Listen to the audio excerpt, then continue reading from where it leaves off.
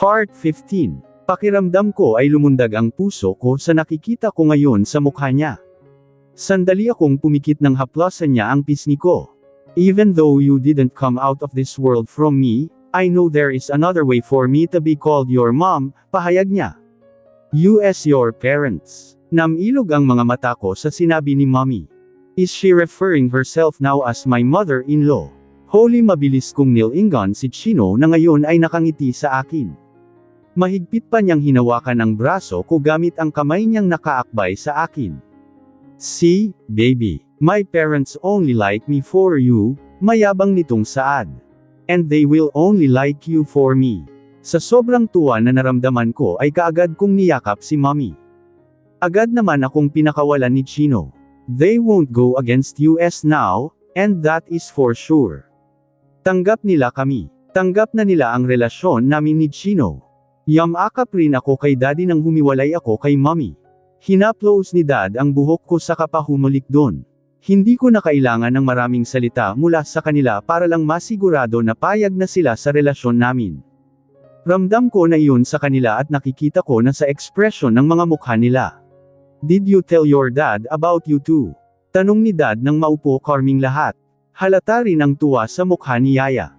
At alam ko na natutuwa siya para sa aming dalawa ni Chino. Leon nga lang ay may konting hiya pa akong nararamdaman sa kanya dahil nahuli niya akong lumabas mula sa kwarto ni Chino noon. We did, sagot ni Chino na nakaupo sa tabi ko habang nakayakap ang braso sa may bewang ko. Ngayon ay hindi na ako naiilang na ganito siya kalapit sa akin sa harapan nila. Hindi na rin siguro ako maiilang at matatakot na makita kami ng ibang tao sa daan na magkaakbay. Kaya na naming magpakita sa ibang tao habang magkahawak kamay na naglalakad sa daan. I think other people's opinions won't matter now that his parents side with US. Walang naging problema, Yuzisa ni Daddy. Wala po, di, tugon ko habang nakangiti. Hindi ko na ibabalik sa kanya tong anak niya, ani Chino na proud pa. Sa akin to simula pa noong una. Did I say na hindi na ako makakaramdam ng pagkailang? Well, akala ko rin. Kasi ngayon, nakakaramdam ako dahil sa sinasabi ng lalaking ito. Like, really, si Chino talaga, naiiling na sabi ni Mommy pero nakangiti siya. Do you have any plans to tell your titos and titas about you?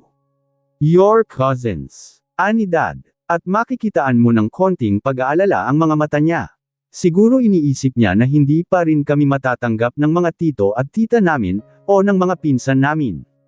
Pero ang sabi ko nga, hindi na iyon importante. Ang mahalaga sa akin ay natanggap nila kaming dalawa. Ang approval nilang dalawa ni Mommy ang pinaka-importante sa lahat. Yup, we will tell them, wika ni Chino habang tumatango. But that was it, Dad. I won't be interested in what they will have to say. We will tell them not to seek their approval. Whether they accept our relationship or not, it won't matter. Ramdam ko ang tigas sa sinabi niyang iyon. Na parang kahit ano pa ang sabihin ng mga fante nila, hindi na niya pakikinggan lalo na kung magiging hadlang pa sila sa aming dalawa ngayon. Hindi na nagulat sina Mommy at Daddy sa sinabi ng anak nila at sumang-ayon na lang sa kanya. Kailan ba naging importante ang sasabihin ng iba sa kanya? Nagawa nga niyang aminin ang tungkol sa amin dati nang walang takot, at hindi iniisip ang kung ano ang pwedeng mangyari. You always know how to take me by surprise. May amusement ang tinig ni Chino habang sabay kaming naglalakad tungo sa mga kwarto namin. Nagpaalam kami kila Mommy at Daddy na magbibihis muna, at hinayaan lang naman nila kami. At hindi pa rin yata makaget over tong lalaking to dun sa ginawa kong pag-amin. I just want you to know that I'm not a coward, wika ko. What pushes you to speak out for US? Huminto ito sa paglakad at humawak sa braso ko kaya huminto ako para harapin siya. You, diretso kong sabi habang nakatingin sa mukha niya. And the thought that I might lose you again. Oh baby, you won't, iling niya habang nakangiti. You may have lost your virginity to me, but you will never lose me. Dinilaan niya ang ibaba niyang labi habang maruming nakangisi. Mabilis ko siyang sinapak saka na nagpatuloy sa paglakad. Naamoy yata ng mga pinsan namin na nakauwi na kami kaya nandito silang lahat ngayong gabi. Nag-aaya silang lumabas kahit na alam nilang may mga trabaho pa kaming lahat bukas. Nagtatampo rin si Rian at nanimbat pa dahil hindi namin sinabi sa kanila ang pag-uwi ko sa probinsya. Naisip ko nga na baka may type tong babaeng to sa mga kaibigan ng kapatid ko dahil panay ang tanong niya tungkol sa kanila kanina. Isa na rin si Amara sa maraming tanong ngunit tungkol naman sa kapatid ko, Teryo na kasi, pamimilit ni Rian. 7th Street, kahit saglit lang. We all have work tomorrow? Rian, tanggi ni Chino sa gusto ng pinsan saka na itinuon ang atensyon kay Ryan at OJ. Ngumuso naman ito dahil alam niyang hindi niya mapipilit tong lalaking to. Ayaw ko na rin namang lumabas dahil wala akong tiwala doon sa saglit na sinasabi niya. Kilala ko tong mga to at kapag napasubo sila, siguradong umaga na kami magsisiuwian. Pwede namang dito na lang, suggest ko. Kung gusto nyo. Nang pumayag silang ito na lang kaming lahat ay nagtungo kami sa may garden para ayusin ang mga dapat ayusin. Nagpaalam na rin kami sa mga magulang namin na nag-aayang uminom ang mga pinsan namin ngayon. Wala namang naging problema sa kanila. Umalis naman si Joseph kasama si Greg para bumili ng alak at kung anong pwedeng maging pulutan. Pagbalik nila ay doon na namin sinimulan ang inuman. Nasa magkabila ang banda kami ng mesa ni Chino. Pinili ko muna na lumayo sa kanya at mas ginustong tabihan ang mga pinsan niyang babae dahil mayroon kaming pinagkukwentuhan. Kakainom ko lang kagabi, reklamo ni Chino nang iabot ni Joseph sa kanya ang pang-apat na shot. Iba yung kagabi, iba ang ngayong gabi. Tinapik ni Joseph ang balikat niya. Wala na itong nagawa kundi ang laguki na lang ang laman ng shot glass. Hindi ko na lang siya pinansin at nag-focus sa pakikipag-usap sa mga pinsan namin habang umiinom. Ang ingay-ingay naming lahat dito sa garden at may kanya-kanya pa kaming usapan. Ayla and I got back together, Chino said out of the blue. Pare-pareho kaming natahimik at napatingin sa kanya. Frente lang itong nakaupo habang naka-de-quatro. Naka-cross arms pa ito habang patanjin tingin sa mga pinsan niya. Hindi na ako nagulat na bigla na lamang niyang naibulalas iyon, at mukhang hindi na rin naman nagulat ang mga kasama namin ngayon kinuha na siguro niya ang pagkakataon na ito para sabihin na rin sa kanila since nandito naman na silang lahat. So if anyone of you have any opinion about US, raise your hand, tiningnan niya isa-isa ang mga pinsan niya. Then put it over your mouth. Itinagilag nito ang ulo saka itinaas baba ang mga kilay. Tarantado. Natatawang senggal sa kanya ni Ryan saka pasinuntok ang braso. We were already anticipating that, Chino Alaric, ani Amara. Alam naman nating hindi ka pa nakakaget over dyan kay Ayla. Buti binalikan mo yan. Matabang na sabi ni Rian habang nakakunot ang noo na nakatingin sa akin. Hindi ka na makakawala dyan, Ayla. Bahala ka. Ngumisi ito nang may pang-aasar sa kanil ingon si Chino. Didn't I tell you to raise your hand and cover your mouth if you have an opinion? Masungit na mungkahi ni Chino sa pinsan niya saka pa umirap. Tumawa lang si Rian saka umiling. Mukhang hindi naman niya sineryoso ang sinabi ni Chino sa kanya. Nagkabalikan yan noong birthday ni Ayla, singit ni OJ. Nagkulong sa kwarto, Mabilis at halos sabay kaming marahas na napakislot ni Chino sa pareho naming inuupuan dahil sa sinabi ng pinsan namin. Pakiramdam ko ay namuo sa mukha ko ang init ng alak dahil doon, gago, hindi. Tanggi ni Chino na parang nawala ng bisa ang alak na ininom niya. Tumayo pa ito at akmang babatukan si OJ ngunit mabilis rin itong tumayo mula sa upuan at lumayo kay Chino. Tawang-tawa sila samantalang ako naman ay hiyang-hiya. Mukhang ganun rin si Chino dahil kahit hindi ganun kaliwanag rito sa garden, makikita mo ang pamumula ng mukha niya at mga tenga niya. Namatay ang tawanan nang bumalik na si OJ at Chino sa kani-kanilang upuan. Hindi naman naulit na buksan iyong tungkol sinabi ni OJ dahil siguro alam nila na private na yun. Pare-pareho na rin naman kaming nasa tamang edad na, at kung naiisip nila na may ginawa kami dun sa kwarto, wala na kaming magagawa pero hindi ko naman aaminin kung sakaling magtanong sila. Hell not mukhang hindi rin naman iyon aaminin ni Chino. At isa pa, alam na rin naman nila ang bagay na yun. But seriously, congrats. Masayang pahayag ni Yvette. Diba, tama ako na hindi siya isusuko basta-basta ni Chino, proud niyang sabi na sinang-ayonan nilang lahat. Alam na nila tita ang tungkol sa inyo. Rian asked. Pareho kaming tumanggo ni Chino. Good, ani Greg. Pwede na rin naman kayo. Hindi naman kayo magkapatid, At lalong hindi na magkaapelyido. Right. Sang-ayon ni Amara. And don't worry, nandito lang kami.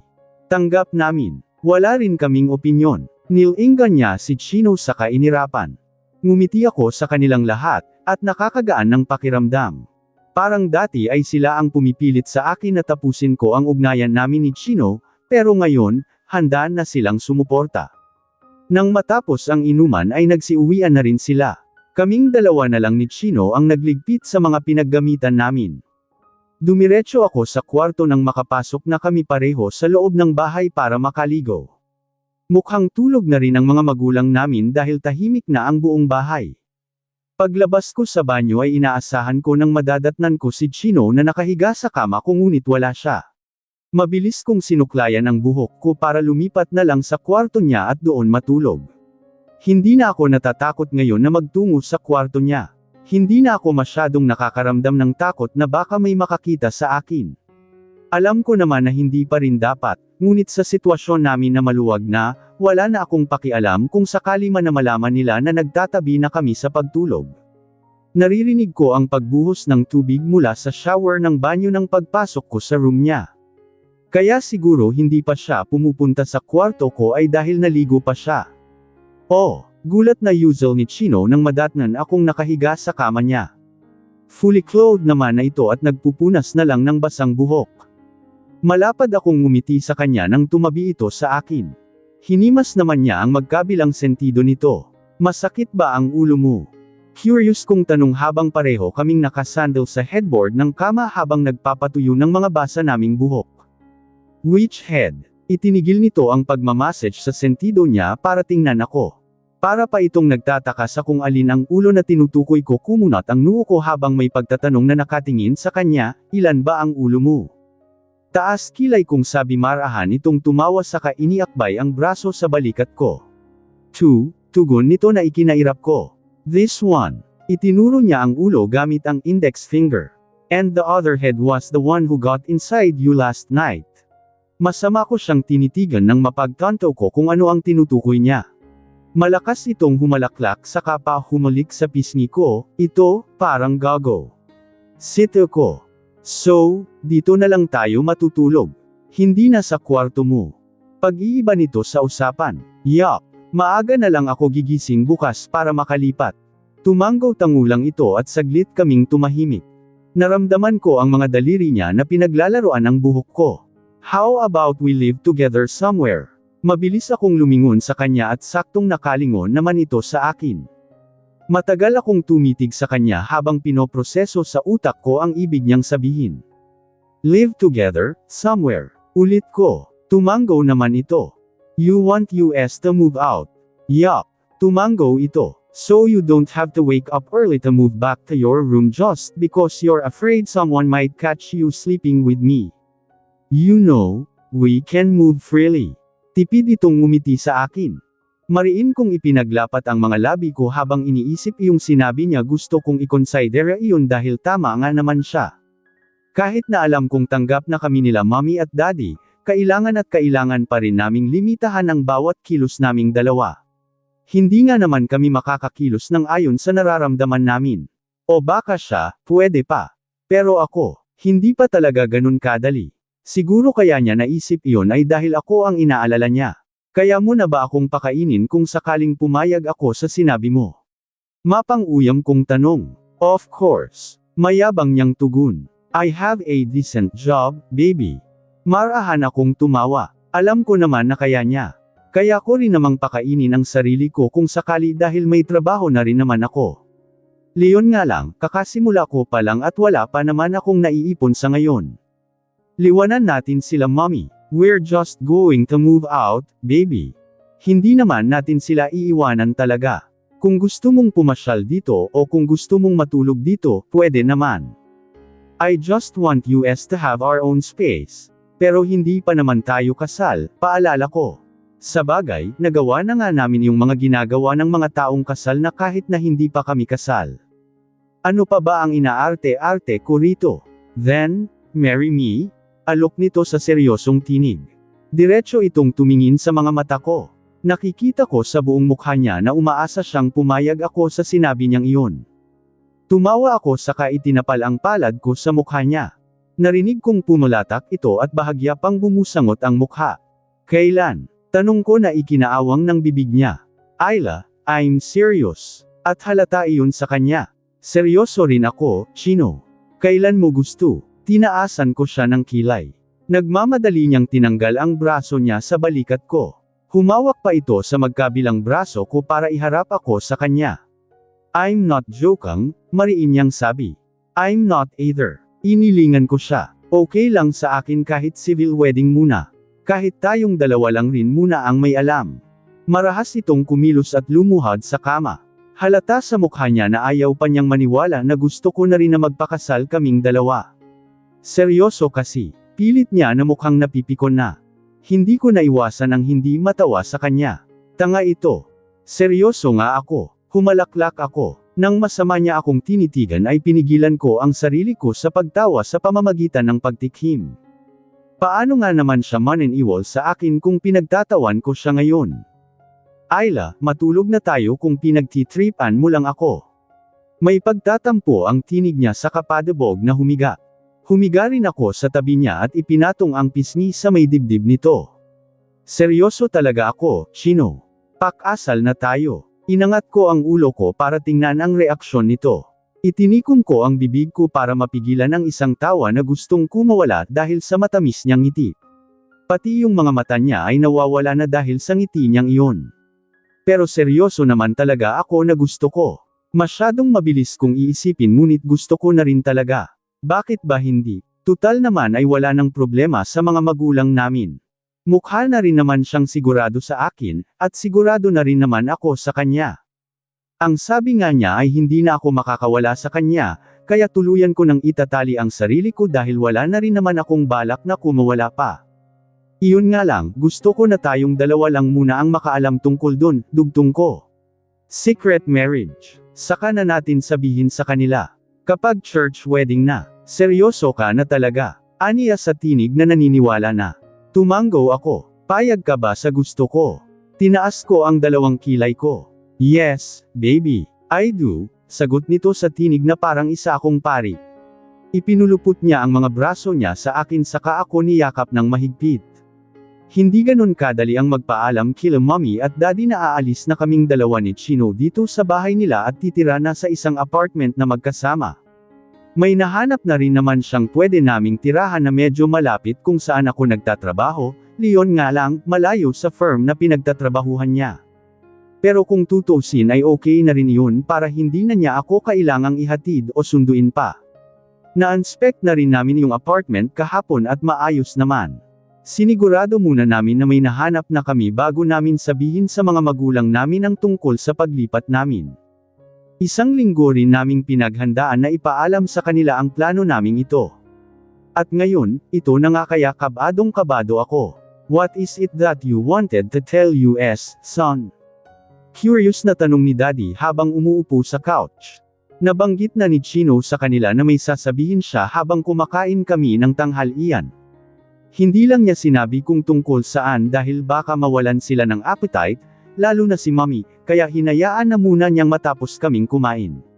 Sabado ngayon kaya nandito kaming lahat sa bahay. At tamang-tama lang dahil bukas na kami lilipat sa apartment na nahanap namin. We are going to move out tomorrow, pahayag ni Chino. Me and Ayla. Isinandal ni Chino ang hubad niyang likuran sa backrest. Hindi ko alam kung bakit wala siyang suot na damit ngayon, hindi naman mainit dito sa loob. Bigla na lang niyang tinanggal kanina habang hinihintay na balikan kami dito nila Mommy. Mas ginasto pa niyang isampe ang t-shirts niya sa may balikat niya kaysa sa suotin. Kumunat ang noo ni Mommy at nagpalipat-lipat ng tingin sa aming dalawa ni Chino. Halata sa mukha niya ang pagtatanong tungkol sa binanggit ng anak. Moving out, ulit ni Mommy. What do you mean you're moving out, Chino Alaric? Paghingi nito ng mas malinaw na eksplanasyon sa matigas na tinig. Mas lalo pa akong kinabahan kaya tinambal ko ang isang paa ko sa sahig. Hindi ko masabi kung sisang-ayon silang dalawa sa desisyon naming ito, pero sana, pumayag sila. Kaya naman siguro naming mabuhay ng kaming dalawa lang ang magkasama. May pareho naman kaming trabaho, at alam ko naman na hindi ako pababayaan ni Chino kung sakali man. We looked for an apartment to live in, Mom. I want us to have our own space, paliwanag nito. Lilipat na po kami dun bukas. Mariing itinikom ni Mommy ang mga labi niya, at sa tingin ko ay hindi ito sang-ayon sa sinabi ng anak. Sinulyapan pa niya ng tingin si Daddy na parang humihingi ng tulong para pigilan ang gustong mangyari ni Chino. Are you sure about that, Chino? Malumanay na tanong ni Dad. How about you, Ayla? Marahan akong tumango. Yes, Dad. Nang mapatingin ako kay Dom ay malungkot itong nakatingin sa kuya niya at sa akin. Hindi ko tuloy alam kung pagsisisihan ko yung sinabi ko dahil wala nang makakasama si Dominic. Siguradong maninibago siya na wala na kami dito sa bahay kapag umalis kami. But why? Ang laki nitong bahay. Why would you want to live on your own? Ani Mommy na mukhang hindi pa rin maintindihan ang gusto naming mangyari. Nasisikipan kayo dito. Mom, no. Mabilis na tanggi ni Chino na umalis pa sa pagkakasandal. Hindi ganon. We just wanted to grow. We want to stand on our own feet together. Did you plan this out? Ani Dad. Yes, Dad, tugon ni Chino na sinabayan ko ng pagtango. Hinaplos ni Daddy ang likuran ni Mommy na halata ang pagtutol sa gusto namin. Hayaan mo na, pang-aalo ni Dad. Malalaki na sila. Alam na nila ang mga gusto at mga ginagawa nila. Humugot ng isang hininga si Mommy. Fine, Anya, but I want you to spend the weekends in this house. Ngumiti ako at maligalig na tumango nang tumingin ito sa akin. Alam ko na hindi pa sila handang pakawalan kami ngunit mas maganda na ang ganito. Tama nga naman si Chino. Kung dito kami kasama nila, hindi kami matututong tumayo sa sarili naming mga paa. Hindi kami pwedeng umasa na lang sa kanilang dalawa ni Daddy. It's time for us to pay our own bills and meals. At nepag-usapan na rin naman na magpakasal kaya kailangan na siguro talaga naming bumukod.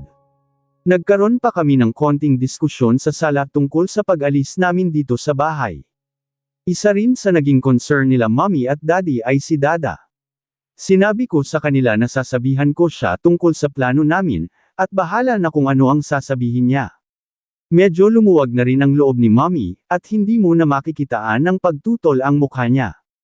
I'll just get myself a drink, palam ni Chino saka na tumayo. What are those, Chino? Curious na tanong ni Mommy habang nakatingin sa likuran ng anak. Nanlaki ang mga mata ko nang makita ang mga namumula pang kalmo sa likuran niya. Halatang halata ang mga yun dahil maputi ang balat niya.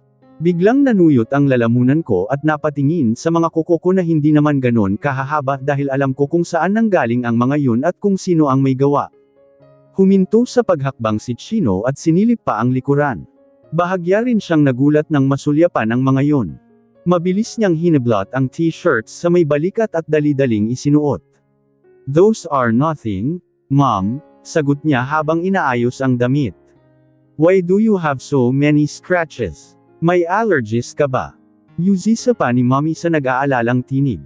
Hindi ako naging komportable lalo na noong tumingin sa akin si Chino habang nakangisi.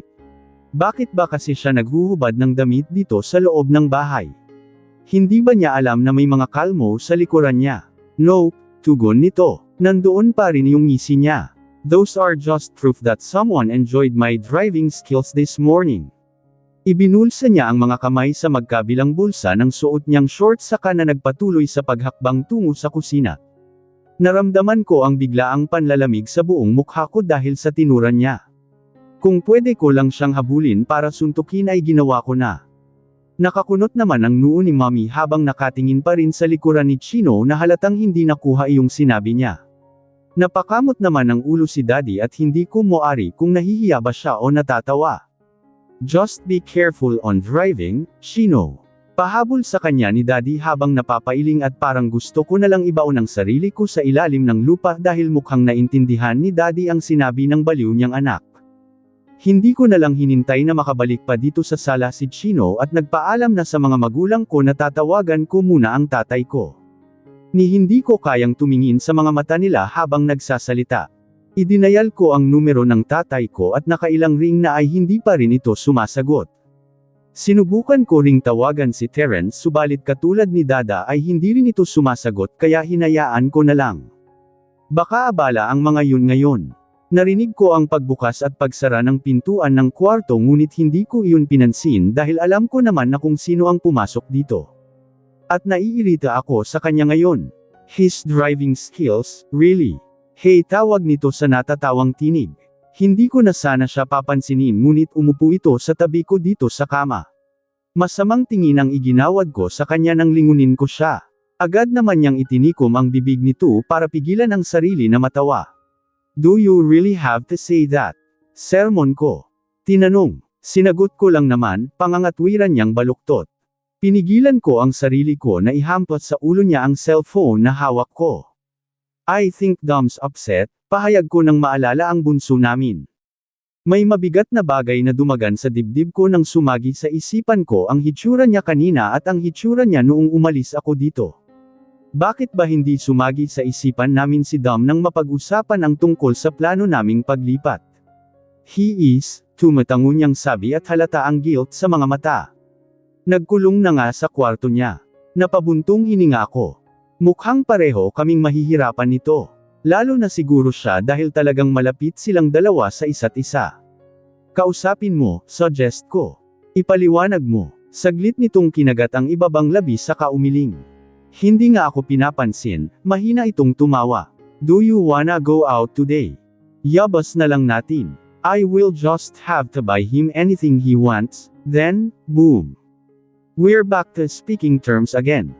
Umiling-iling ito kaya natawa ako sa kanya. Ganon ka-spoiled si Dominic Leon Fontanilla sa kuya niya. Lalo na ngayon na may trabaho na si Chino, talagang naibibigay na ang gusto ng kapatid niya. Hindi ko tuloy maiwasan ang hindi mapaisip kung ganito rin ba siya kapag nagkaanak kaming dalawa. Kung ganito niya kamahal ang kapatid niya, what more pa kaya ang magiging anak niya? Sabay naming tinunton ang kwarto ni Dominic. Hindi pa namin alam kung ano ang sasabihin namin para lang pagbuksan niya kami ng pintuan. Dom, aalis tayo nila ate, okay. Magbihis ka na. Maliligaw na kami, ani Chino na sumuko nang kumatok dahil ayaw talaga kaming pagbuksan. Wala pa rin kaming nakuhang sagot mula sa kanya. At kahit na hindi namin alam kung sasama siya, nagsiligaw at nagsibihis kaming pangalis. Check mo na siya dun, utos ko kay Chino habang naghihintay kami kay Dom dito sa sala. Baka hindi na nakalock ang pintuan niya. Kinatok na rin siya ni Mommy at Daddy doon sa kwarto niya kanina na hindi rin niya pinagbuksan.